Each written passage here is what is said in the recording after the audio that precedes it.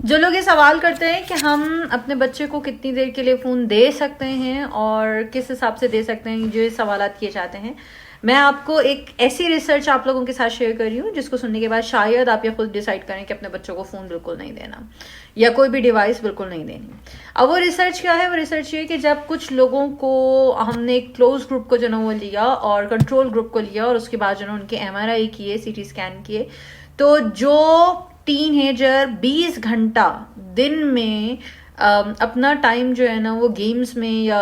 Devices में spend कर रहा था या स्क्रीन पे स्पेंड कर रहा था, और जो बच्चा जो अंडर टीनेजर और प्री टीन है वो 10 घंटा वीक में, मतलब 10 घंटा वीक में आप ये हिसाब लगा लीजिए कि वो 1.25 घंटा अगर डेली जो है ना वो अपना टाइम डिवाइस पे, फ़ोन पे या किसी भी स्क्रीन में स्पेंड कर रहा है, तो उसके ब्रेन का जो स्ट्रक्चर है,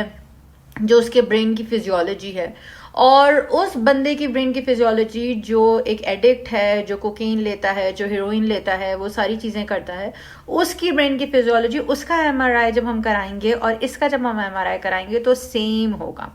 जिस तरीके से वो चीज़ें एडिक्टिव हैं और डेंजरस हैं, ब्रेन के स्ट्रक्चर को चेंज कर देती हैं, इसी तरीके से जो ना ये भी जो है ना, जो डिवाइस है, जो फ़ोन है, जो टैबलेट हैं या जो भी स्क्रीन्स हैं, ये बच्चों के ब्रेन के स्ट्रक्चर को ख़राब करता है। कॉग्निटिव लेवल पे किस हद तक असर डालता है ये बात तो हम सब जानते हैं कि जो बच्चा मुस्तकिल स्क्रीन यूज़ कर रहा है वो क्योंकि वो देख भी रहा है और सुन भी रहा है, तो वो उसकी जो सुनने की सलाहियत है, आपको सुनने की सलाहियत है, आपको समझने की सलाहियत है, आपको की फर्मा बरदारी करने की जो सलाहियत है वो कम हो जाएगी। और जो देखने की सलाहियत है वो उससे सामने भी अगर कोई चीज़ पड़ी हुई होगी ना, कचरा भी सामने पड़ा होगा तो उसको नज़र नहीं आएगा, वो उसको निगलेक्ट करके चला जाएगा। तो देखने और सुनने की सलाहियत भी कम हो रही है और समझने की सलाहियत भी कम हो रही है। समझने की सलाहियत कैसे कम हो रही है कि वो बच्चा सुन तो रहा है, आप उसे आवाज़ दे रहे हैं कि जी सुनो सुनो सुनो, ये कर लो ये कर लो ये कर लो ये कर लो, लेकिन वो आवाज़ कान तक